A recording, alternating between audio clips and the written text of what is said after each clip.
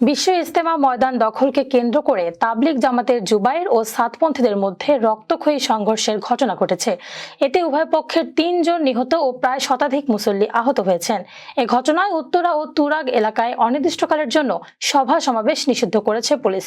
বুধবার ভোররাত 3:15টার দিকে এ সংঘর্ষ শুরু হয়, যা কয়েক ঘন্টা ধরে চলে।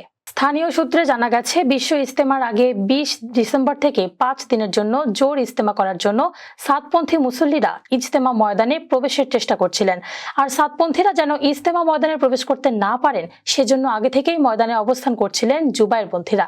মঙ্গলবার দিবাগত রাত 3টার পর মাওলানা সাদ অনুসারী শত শত মুসল্লি কামারপাড়া ব্রিজ পার হয়ে ইজতেমা ময়দানের বিদেশি নিবাসের গেট দিয়ে ময়দানে প্রবেশ করেন। এ সময় ইজতেমা ময়দানের ফটকে জুবায়ের অনুসারীরা পাহারায় থাকায় তাদের মারধর করে ফটক খুলে ময়দানে প্রবেশ করেন সাতপন্থীরা। ময়দানের বিভিন্ন স্থানে ঘুমিয়ে থাকা জুবায়েরপন্থী মুসল্লিদের উপর হামলা চালান মাওলানা সাদের অনুসারীরা। এতে উভয় পক্ষের মধ্যে সংঘর্ষ ছড়িয়ে পড়ে।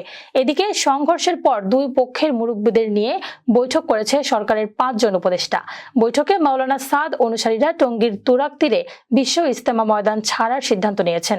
তারা বিশ্ব ইজতেমার মাঠ ছাড়ার পর সরকার ওই মাঠের দায়িত্ব নেবে।